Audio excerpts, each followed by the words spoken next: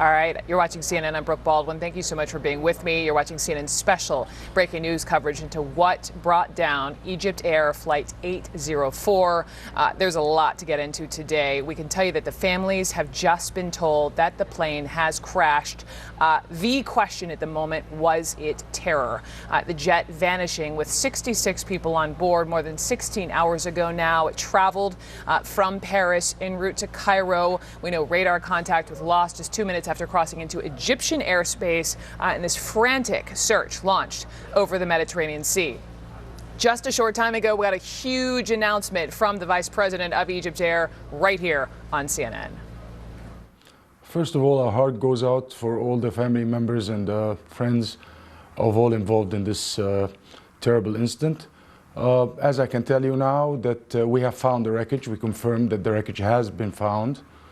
And the search and rescue teams are now, it's turning into a search and recovery.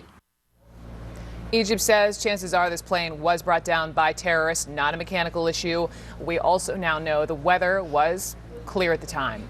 Greece saying the plane swerved before it plunged from 37,000 feet, the safest of cruising altitudes. And we are now also getting word from U.S. officials who say their early theory is that the bomb indeed took this plane down. For more on this revelation, let's go to our justice correspondent, Evan Perez. Tell me why, Evan, U.S. intel believes this was likely an act of terror. Well, Brooke, it's partly because of things that they are not seeing. You know, this is one of a theory that's based really right now on a lack of information. They don't have a lot of information to go on. But I can tell you this, they've looked at the idea of perhaps some kind of mechanical failure. And given the fact that this is a fairly new aircraft, it appears to be very well maintained. The fact that there was no SOS, no call for help from the aircraft.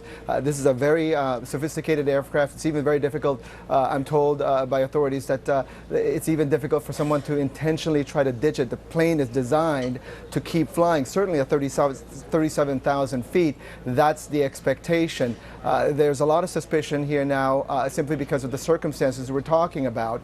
Not only the security situation in Egypt with the rise of an ISIS affiliate there, but also the increased security concern in Western Europe. We've had multiple terrorist attacks there.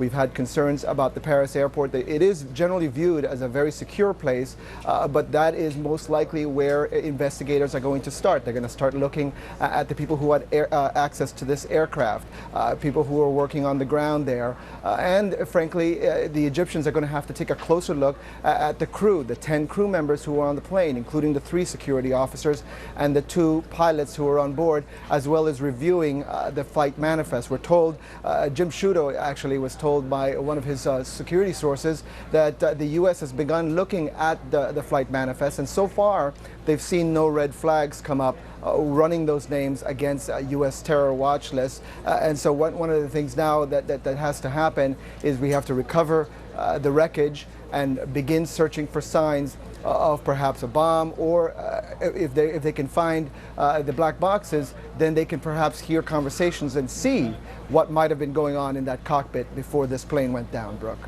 Yeah, according to the VP of Egypt Air, that he believes they will pretty quickly find the flight data recorders, which is what gets to the crux of the issue. Absolutely. Which is what brought this plane down. Evan Perez, thank you so much. Let's bring in our entire panel of experts here. Lessa Bin, CNN aviation analyst; Michael Weiss, CNN contributor; and Tim Taylor, Sea Operations and Submersible Specialist at Tiburon Subsea, President and CEO of Tiburon Subsea; Mary Schiavo, CNN Aviation Analyst and former Inspector General for the Department of Transportation; Sean Prunicki, Flight 5191 Accident Investigator, Air Safety Expert, Ohio University; Juliet Kayyem, CNN National Security Analyst and co-author of ISIS Inside the Army of Terror and Senior Editor for The Daily Beast. So, mega panel, but we need you all on a day like today. We're going to talk with you, take a commercial break, and we'll continue the conversation if you don't all get in here at once. But Sean Prunicki, to you first. I want to pose the same question I essentially posed to Evan, which is, if there's not a smoking gun, a proverbial smoking gun here with U.S. intel, why would the U.S. come out and say they believe it is likely a terror attack, they believe it is likely there was a bomb on the plane? Well, I think the reason somebody, any government or any group would say that is because they have information that they're not sharing with us yet. That's a pretty bold step to make that declaration. Right. And we're all very interested, obviously, to see what they're going to say to back that up. Mary Schiavo, to you, let's take this all back 5 steps, right? So we know this plane, it took off from Paris en route to Cairo. Before then, we know it had been in Africa. We know about 24 hours prior, it had been in Eritrea, it had been in Tunisia, and then according to this vice president of Egypt Air, there was a full sweep at Charles de Gaulle involving, personnel on board, involving maintenance crews. What would the sweeps have entailed to make sure the plane was clean and good to go? Well, and I just had one of my staff who's fluent in French translate some of the French reports on what the sweep involved. And so here's what happened. So after the attacks and about the time of the attacks in Paris and Brussels last year, they went into the airport and they searched the lockers. And they searched the lockers looking for terrorist-related materials. And of course, the workers in the secure areas had a background check. The background check consisted of them checking with local or provincial local authorities. It doesn't say they ever did a background check, for example, using Interpol or any checking against any international lists of suspected terrorists, etc. And so when they searched, what they did is they looked in the airport lockers to see if anyone had brought terrorist materials to the airport. And those people were stripped of their security badges, but if they worked for a subcontractor, and the airport's run by a company, I think it's ADP, it's not our ADP, it's a different one, but it's a French company, and if the companies, the subcontractors, had jobs outside the secure areas, these workers had to be given jobs in the non-secure areas, so they weren't all fired, which is just shocking development. Wow. Let me come back to that because I remember being in Paris in the wake of the terror attacks last fall, and this was an issue, fears of radicalization within some of these, airport and public transportation personnel, and that's been an issue for a couple of years. But Juliet, let me pick up off of something that Sean mentioned off the top. If we're talking terrorism and talking about a possible bomb, at least according to the U.S., and he made the point that the U.S. Authorities must have some kind of information that the rest of us don't have to make such a bold declaration. What kind of information could that be? Well, I'm not convinced that they have new information, but there's a world of the obvious explanation, and there's only a limited number of explanations for why a plane falls out of the sky: mechanical failure, pilot error, or some purposeful disruption. You don't even have to call it terrorism at this stage. And so given that a lot of the data suggests something very catastrophic happened, there's no SOS, there's no bad weather, the plane is erratic at the last moments, all of those data points suggest something purposeful happened. And given the threat environment that we're in, it is not a huge jump to say it might be terrorism. But what we have to be clear is that whatever we're hearing, all pieces of that investigation are going forward equally. In other words, we don't want to close off anything because we may miss something. The most important thing is, picking up on what Mary said, is the planes have to keep flying, right? And they have to be safe. You can't close airport, all these airplanes while you figure this out. So that's what's going on right now in terms of the 3 pieces of that investigation. All right, well, let's bring in our 777 pilot. I'm turning to you, Lessa Bend, here. As we talk about the twists and turns, right? So the flight apparently seemed normal as it was leaving Greek airspace, and Athens was trying to communicate with the pilots before they switched over to Cairo. It went from 37,000 at some point, then to 15 to 10. Planes don't just drop out of the air. Made some twists and turns, 90-degree turn one way, 360 another. How do you read all of that? My gut reaction, Brooke, is not something catastrophic happened. What caused it? I'm not ready. I'm not ready to say terrorism. But I mean, there's a lot that leads to that by virtue of the fact, yes, there's not a lot of other information out there because it seemed like a normal flight, normal communication, so on and so forth. An Airbus, remember now, I'm not really sure where that data is coming from, okay? Is it radar data that's coming from the aircraft at the last minute where it lost all its power and it was breaking up? Or is it pieces of that airplane coming down? But if it was in a whole intact airplane making those kind of turns, it's very erratic, and that's very difficult for an Airbus to do because there are systems designed in that airplane to prevent the pilot from, for instance, overbanking the aircraft.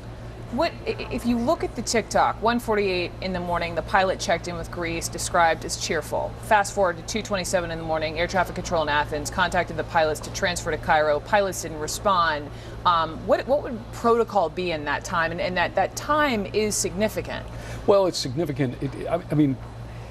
It may or may not be from the standpoint of there was nothing else going on. They established communications with the Greek controllers, and then they knew they were going to go to the next boundary. So they were of air cruising traffic. along, presumably fine, They were until whatever happened. And remember, we had an AirAsia flight. Now, granted, weather had a lot to do with it, but the crew reacted, unfortunately, not appropriately to what the airplane was doing, and the airplane fell out of the sky because of an aerodynamic stall as a result of a mechanical issue.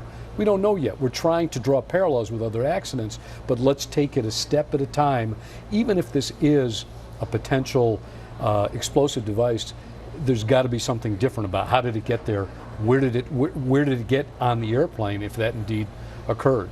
But that drop in altitude, plus the turn, the 360 and so on. It's suspicious. It's that's pretty radical for an airliner. Charles de Gaulle.